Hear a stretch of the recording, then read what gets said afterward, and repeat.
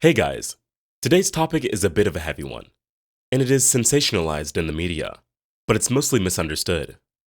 Are most serial killers sociopaths? These two terms are often used interchangeably, but they are not the same thing. In fact, there are some important distinctions that we need to make, and we'll cover everything and more in this video. I promise it'll be worth watching, especially since I've got a bonus for you at the end, where we'll compare two famous sociopaths to better understand the distinction between sociopath and serial killer. So make sure you stick around for that. Welcome to Wellness Lenses, where we talk about mental health and the journey to self-development. We post videos every Monday and Thursday, with occasional bonus videos on Sunday. Without further ado, let's dive in. So, let's start with the basics. Sociopaths and serial killers are both terms used to describe people who exhibit certain patterns of behavior that differ from what is considered normal in society. A sociopath is a person with a personality disorder that manifests itself in extreme antisocial attitudes and behaviors. They often have zero empathy and remorse for their actions, and they tend to manipulate and exploit those around them for their own benefit. On the other hand, a serial killer is someone who has killed 3 or more people over time, with a cooling off period in between each murder. They often have a specific motive for their killings, such as sexual gratification or a desire for power and control. So, what's the difference between the two? Well, the main difference is that not all sociopaths are serial killers, but most serial killers may have sociopathic tendencies. In other words, while sociopaths lack empathy and can be manipulative, not all of them will go on to become serial killers. For example, they may lack empathy for their victims, have a grandiose sense of self-importance, and show a disregard for societal norms and laws. These traits, combined with their specific motives for killing, can lead them down the path of becoming a serial killer. Another difference is that while sociopaths may be involved in criminal activity, they often don't take it to the extreme that serial killers do. Serial killers have the compulsion to kill. They can't stop themselves. It's like an addiction for them. They often have a pattern of behavior that they follow when hunting for their next victim. This may be a type of person or a certain location they like to target. On the other hand, sociopaths may commit crimes for other reasons, such as financial gain or power. They often do not have the same compulsion to kill that a serial killer has, but they still lack empathy and have a disregard for the rights of others. Of course, not all serial killers or sociopaths are the same. Each individual is unique, and their motivations and behaviors may vary. However, understanding these motivations can help us to identify potential warning signs and prevent these crimes from occurring. But despite these differences, there are some links between sociopaths and serial killers. For example, both tend to have a lack of empathy, which is the ability to understand and share the feelings of others.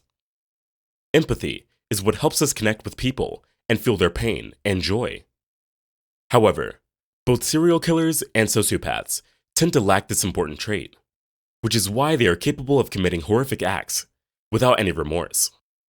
You see, for these individuals, their victims are mere objects. They view them as a means to satisfy their desires and don't care about the emotional or physical pain being inflicted. And if you're wondering how someone can be so cold and heartless, the truth is that both serial killers and sociopaths have a different brain structure than the average person. They cannot feel empathy, which makes it easier for them to hurt others without feeling any guilt or remorse. They also both tend to be skilled at deception and may be able to hide their true nature from those around them.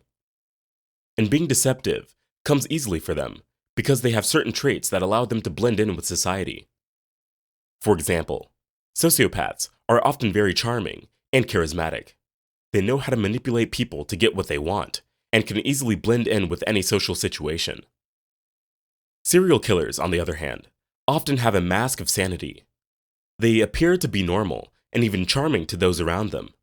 They might even have a job, a family, and friends. But behind the scenes, they're leading a double life. The thing is, these individuals are very good at hiding their true nature because they don't want to get caught. They know that if this happens, they'll have to face the consequences of their actions. So, they go to great lengths to to maintain their cover. For some, it's simply a way to gain power and control over others. They enjoy the thrill of being able to deceive people and get away with it. For others, it's a way to cover up their insecurities, fears, or feelings of inadequacy.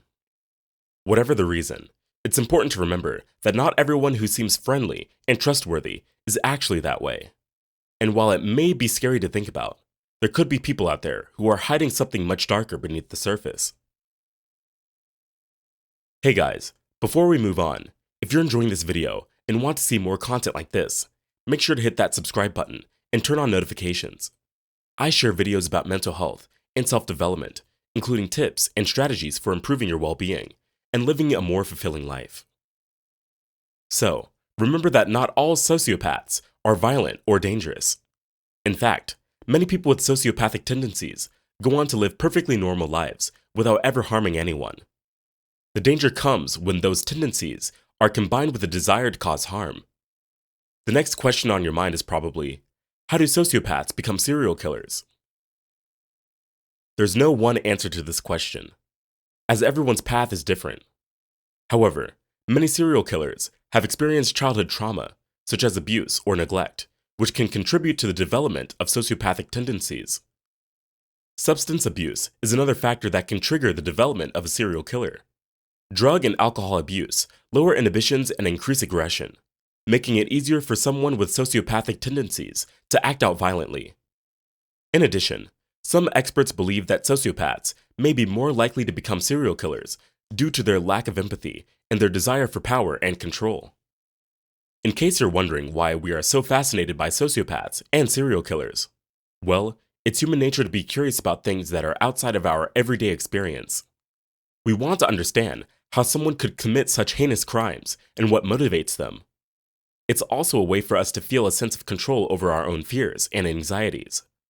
But it's crucial to remember that these are real people who have caused real harm to others.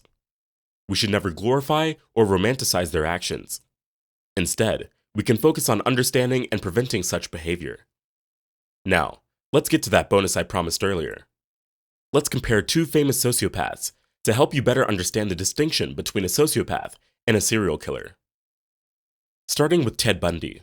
He was a notorious serial killer who murdered at least 30 young women in the 1970s.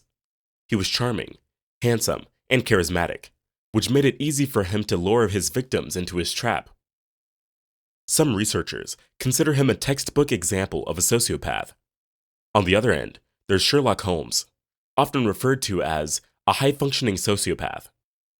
While he exhibits many of the traits associated with sociopathy, such as a lack of empathy and a disregard for social norms, he uses his abilities to solve crimes and help others. He's highly intelligent, but also struggles with social interactions and can come across as cold or distant.